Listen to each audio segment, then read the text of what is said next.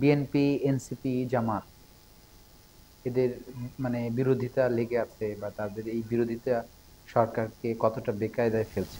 সোফার তো আমরা কোনো বেকায়দায় ফেলেনি, বাট আমি মনে করি যে সব পলিটিক্যাল পার্টি তো এক কথা বলবে না। আপনি যদি এক পলিটিক্যাল পার্টি হন আর আমি যদি আর এক পলিটিক্যাল পার্টি, আমরা কি একই কথা বলবো? আমরা তো এক কথা বলবো না। তো ওনারাও একই, মানে এনসিপি তো তার কথা বলছে, বিএনপি তার কথা বলছে, তারপরে জামাত তার কথা, যে যার উইকনেস পেলে সেই উইকনেসকে বলছে, বড় করে বলছে।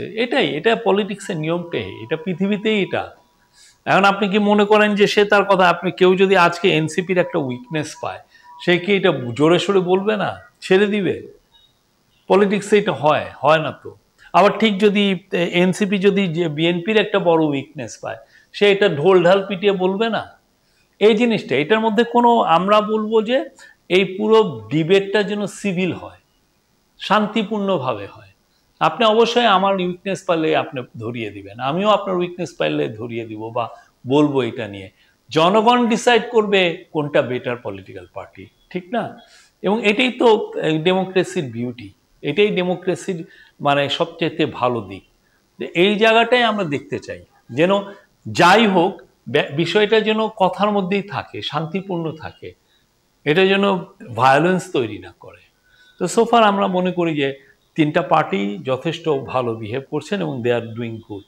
কেউ কেউ বলার চেষ্টা করেন এনসিপি সরকারের পার্টি। কিভাবে আপনি, আমি তো জানি না কিভাবে আপনি বলবেন যে সরকারের পার্টি। একইভাবে অনেকে তো বলে আমরা বিএনপির পার্টি, আবার কেউ বলে আমাদের মধ্যে জামাতের লোক সবচেয়ে বেশি।